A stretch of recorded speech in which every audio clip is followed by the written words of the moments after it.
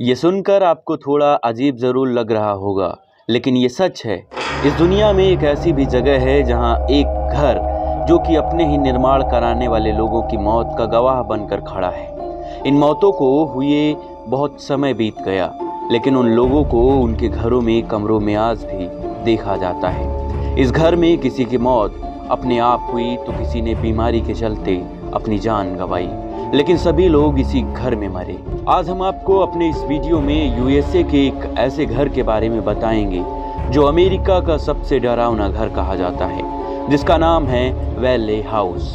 वैले house, जहां आज भी वैले परिवार जो कि अब इस दुनिया में नहीं है, लेकिन उनकी रूह आज भी इस घर में अपना बसेरा किए हुए है। आज इस 21वीं शताब्दी, जिस समय दुनिया विज्ञान के बलबूते इतना आगे हो गई है जो कि इंसान को सब कुछ करने की शक्ति देती है, लेकिन दुनिया में एक ऐसी भी शक्ति है जहां इंसान और उसका विज्ञान दोनों ही घुटने टेक देते हैं, वो है मौत। दुनिया भर में कई लोगों ने इन रूहों से रूबरू होने की बात को स्वीकार किया है, लेकिन बहुत से ऐसे भी लोग हैं जो इन बातों पर विश्वास नहीं करते हैं।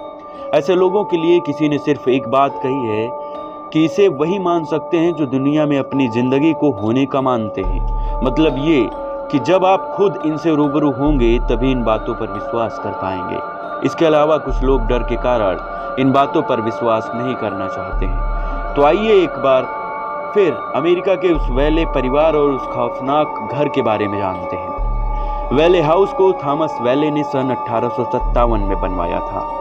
वैले हाउस एक ऐसा घर था जो कि पुराने सैन डिएगो, कैलिफोर्निया में एकांत में बनवाया गया था। इस मकान को थॉमस वैले ने खुद डिज़ाइन किया था और उस समय $10,000 का खर्चा इस मकान पर किया था। वैले हाउस काफ़ी बड़ा मकान है। इसमें उस समय की आधुनिक सुविधाओं की पूरी व्यवस्थाएं थी। वैले परिवार वैले हाउस को थॉमस वैले में सन 1857 में बनवाया था। थॉमस वैले का जन्म अमेरिका के न्यूयॉर्क शहर में सन 1823 में हुआ था। थॉमस कुछ दिन न्यूयॉर्क में रहकर वापस सैन डिएगो में आकर बस गए थे और वहीं पर उन्होंने अपने वैले हाउस का निर्माण कराया था। उस समय उनके साथ उनकी पत्नी और 3 बच्चे इस घर में रहने के लिए आए थे। वैले हाउस में हादसों की शुरुआत वैले के 18 महीने के बेटे जूनियर थॉमस के मौत से हुई। थॉमस अभी 18 महीने का ही हुआ था कि उसे तेज ज्वर से अपने कब्जे में ले लिया और उसकी मौत हो गई। आपको बता दें कि वैले परिवार के इस घर में आने से पहले ही थॉमस मानते थे कि इस घर पर रूहों का कब्जा है। ऐसा बताया जाता था कि जिस साल उन्होंने इस घर को बनवाना शुरू किया था, उसी वर्ष एक व्यक्ति ने फांसी लगाकर यहीं इसी जगह पर जान दे दी थी और उसकी आत्मा आज भी इस मकान के इर्द गिर्द घूमती रहती है। बेटी की मौत के बाद इस परिवार में कुछ सालों के बाद 2 और बेटियों का जन्म हुआ।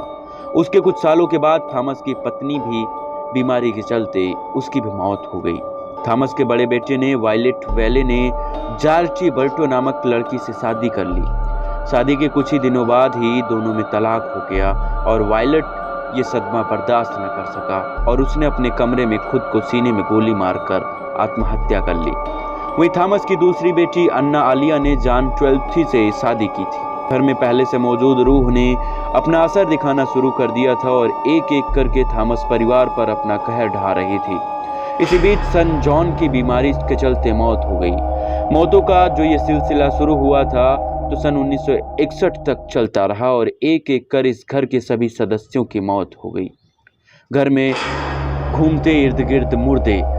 वैले हाउस जो कि अपने ही बनाने वालों की मौत की वजह बन गया, इसके कारण इस मकान को कोई भी खरीदने के लिए तैयार नहीं होता था। लोगों का मानना था कि जो भी इस मकान को खरीदेगा या तो इसमें नहीं रहेगा या उसे भी रूहें मौत के हवाले कर देंगी। आज भी इस मकान में थॉमस को उसके कमरे में चहलकदमी करते महसूस किया जाता है।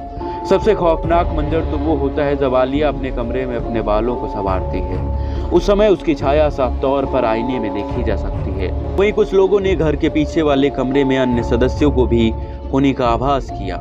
इस घर को सरकार ने अब अपने कब्जे में ले लिया है। इस घर में एक गोस्ट हंटर्स ने अपना रिसर्च किया था। उस रिसर्च की टीम में शामिल एक व्यक्ति ने बताया कि जब वो इस घर में प्रवेश कर रहा था तो उसी समय रात के 1 बज रहे होंगे और चारों तरफ भयानक अंधेरा था। जब वो घर के अंदर पहले कमरे में दाखिल हुआ तो उसे लगा कि कोई महिला जो कि अपने हाथों में कुछ लिए हुए है अंदर के कमरे के दरवाजे की तरफ जा रही है। जब उस व्यक्ति ने उसे पुकारा तो वो पीछे मुड़ी और उस समय उसके बालों से उसका पूरा चेहरा ढका हुआ था। हाथों में एक कंघी जैसी कोई चीज थी। उस समय जब टीम के उस सदस्य ने उस पर टार्च की लाइट दी तो वो उस दरवाजे में समा गई। इसके अलावा वैले हाउस में वायलट का कमरे में जब वो गया तो उसने महसूस किया कि कोई उसके पीछे आ रहा है, और जब उसने पीछे पलट कर देखा तो वैले का पूरा परिवार उसके पीछे खड़ा था। इतना देखकर वो जल्दी से वायलट के कमरे में घुस गया, जहां एक आराम की कुर्सी थी जो कि अपने आप हिल रही थी। जब वो कुर्सी के पास गया उस शीशे से कोई अंदर देख रहा था। उसी वक्त वो सदस्य दौड़कर खिड़की के पास पहुंचा तो वो साया जो कि खिड़की से झांक रही थी वो नीचे कूद गई। उसके बाद उसने खिड़की के शीशे पर गौर किया तो उसे लगा कि शीशे पर जैसे ताजे खून के धब्बे लगे थे। वैले हाउस में रहने वाले जिनकी मौत हो गई वो अब इस दुनिया में इंसानी रूप में नहीं है, लेकिन उनकी रूहें आज भी वैले हाउस को छोड़ नहीं पाई हैं। आप भी आज उन रूहों को आसानी से महसूस कर सकते हैं, बस ज़रूरत है थोड़े से हिम्मत और इच्छा की। वैले हाउस को सरकार ने एक म्यूजियम के तौर पर शुरू कर दिया है। आज बहुत से लोग वैले हाउस में जाकर थॉमस वैले के परिवार को महसूस करते हैं, लेकिन सरकार ने मकान के कुछ हिस्सों को प्रतिबंधित कर दिया है। ये स्टोरी आपको कैसी लगी कमेंट बॉक्स के जरिए बताना बिल्कुल ना भूलें। और अगर अभी तक आपने हमारे चैनल को सब्सक्राइब नहीं किया है तो कृपया हमारे चैनल को सब्सक्राइब कर लें, ज़्यादा से ज़्यादा लोगों को शेयर करें ताकि हम और भी अच्छी स्टोरी आप तक लाएं सबसे पहले। धन्यवाद।